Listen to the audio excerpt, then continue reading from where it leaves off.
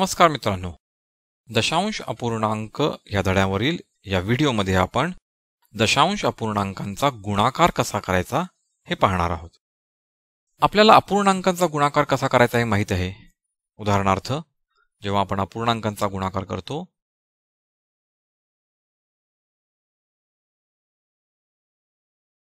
तेव्हा आपण अंशांचा गुणाकार अंशस्थानी लिहितो, छेदांचा गुणाकार छेदस्थानी लिहितो. जर यामध्ये सामायिक विभाजक असेल तर ते आपण काढून टाकतो. उदाहरणार्थ इथे बे के बे दोन्ही 4, 2 हा सामायिक विभाजक होता. इथे तो गेल्यानंतर 3 गुणिले 1 3, 5 गुणिले 2 10. आपले उत्तर आलेले आहे 3/10. आपण असा केला अपूर्णांकाचा गुणाकार. आपल्याला दशांश अपूर्णांक व्यवहारी अपूर्णांकामध्ये कसे लिहायचे हेही माहिती आहे. म्हणजेच आपल्याला माहिती आहे की हा दशांश अपूर्णांक असेल तर हा व्यवहारी अपूर्णांकामध्ये लिहिण्यासाठी आपण दशांश चिन्ह विसरून जी संख्या येते ती लिहितो आणि खाली 1 लिहितो. त्यानंतर दशांश चिन्हापुढील अंक मोजतो आणि तितकेच शून्य 1 च्या पुढे लिहितो. आता या दोन्हीचा वापर करून आपण सर्वप्रथम दशांश चिन्हांचा गुणाकार करू.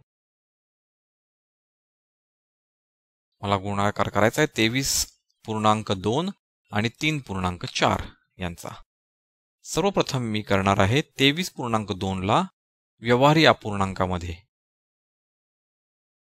आणि माझं उत्तर येतंय 232. दशांश चिन्ह विसरून 232, छेदस्थानी 1 1 च्या पुढे, दशांश चिन्हापुढे एकच अंक म्हणजे 10 गुणिले 3.4 म्हणजे 34, छेदस्थानी 1 दशांश चिन्हापुढे एकच अंक म्हणजे तिथे 10. आणि आता मी यांचा गुणाकार करणार आहे. म्हणजेच मी या दोन संख्यांचा गुणाकार करणार, अंशस्थानी ज्या संख्या आहेत त्यांचा, आणि छेदस्थानी आहे 10 गुणिले 10, दोन्ही छेदांचा गुणाकार. आणि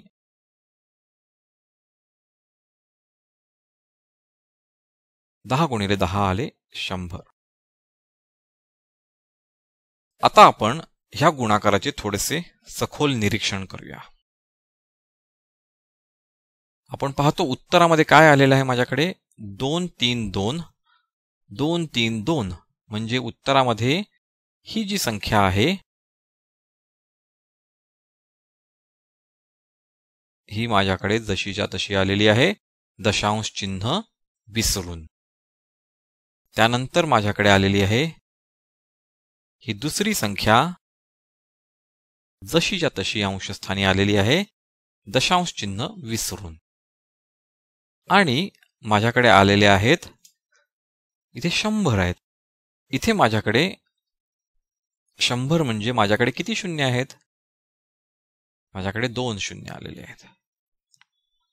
आणि जर या 2 शून्यांचा आणि या संख्यांचा जर मी काही दोघांमधील साम्य पाहायचा विचार केला तर मला दिसतंय की इथे दशांश चिन्हाच्या पुढे 1 अंक होता, इथे सुद्धा दशांश चिन्हाच्या पुढे 1 अंक होता आणि 1 अधिक 1 म्हणजे 2. आपण पाहूयात की हे जे आपण निरीक्षण केलेले आहे ते नेहमीच बरोबर येते का. त्यासाठी आपण अजून एक गणित घेऊया. मी घेतलेले आहे 13.23 आणि 2.1.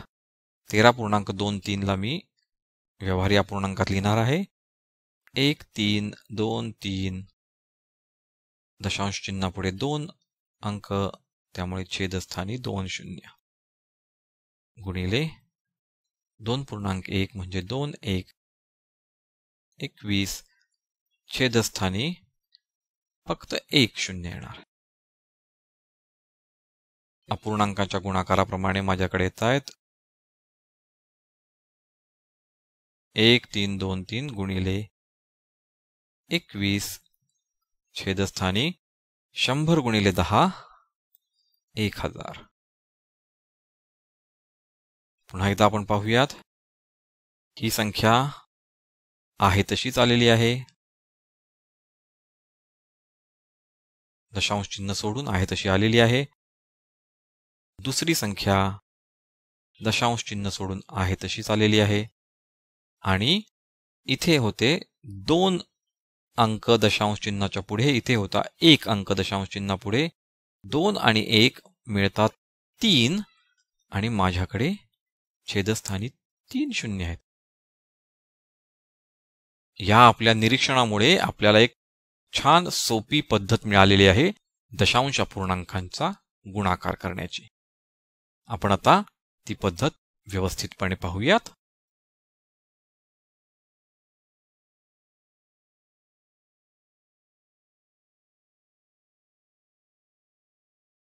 आपल्या पद्धतीप्रमाणे आपल्याला या दोन्ही संख्यांचा दशांश चिन्ह विसरून गुणाकार करायचा आहे. तो आपण इथे करूया बाजूला. या दोघांचा गुणाकार येतोय 782. आपण तो आहे तसाच लिहिणार आहे 782. ही झाली आपली पहिली पायरी. दोन्ही संख्यांचा गुणाकार केला दशांश चिन्ह विसरून. आता आपण करणार आहोत यामध्ये दशांश चिन्हापुढे किती अंक आहेत.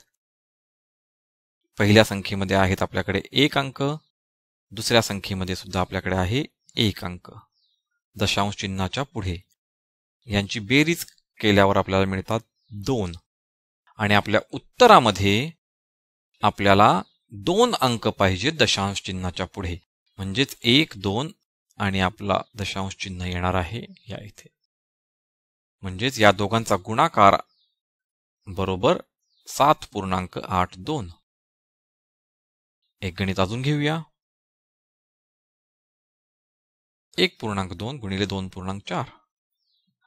पहिली पायरी आहे दशांश चिन्ह विसरून मिळालेल्या संख्यांचा गुणाकार करणे. आणि आपल्याला इथे मिळत आहेत 288. हे आहे तसेच लिहिले आपण. आणि आता आपण मोजणार आहोत दशांश चिन्हापुढील अंक. पहिल्या संख्येमध्ये आहे 1, दुसऱ्या संख्येमध्ये सुद्धा आहे 1. 1 अधिक 1 येतात 2 आणि त्यामुळे उत्तरामध्ये आपल्याला 2 अंक हे दशांश चिन्हाच्या पुढे पाहिजेत. म्हणून आपण उजवीकडून 2 घर जाणार आहोत, 1, 2 आणि देणार आहोत दशांश चिन्ह 2.88. अजून एक गणित घेऊया. 1.23 गुणिले 0.4. सर्वप्रथम आपण करणार आहोत गुणाकार संख्यांचा विसरून दशांश चिन्ह. 1.23 चे झाले 123, 0.4 चे झाले 4 दशांश चिन्ह विसरल्यावर. आणि हे आपल्याला मिळाले 492. ते आपण उत्तरात लिहिले 492. आता आपण मोजणार आहोत दशांश चिन्हाच्या पुढील अंक. पहिल्या याच्यामध्ये आहेत आपल्याकडे 2, दुसऱ्यामध्ये आहेत आपल्याकडे 1. दोन्ही मिळून होतात 3. म्हणजे उत्तरामध्ये आपल्याकडे 3 अंक पाहिजे दशांश चिन्हाच्या पुढे. आणि त्याकरता आपण जाणार आहोत 3 घरं 1, 2, 3 आणि देणार दशांश चिन्ह.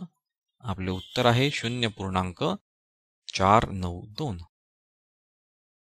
आहे की नाही सोपी पद्धत. दशांश अपूर्णांक धड्यावरील मराठी टू इंग्लिश शब्दकोश.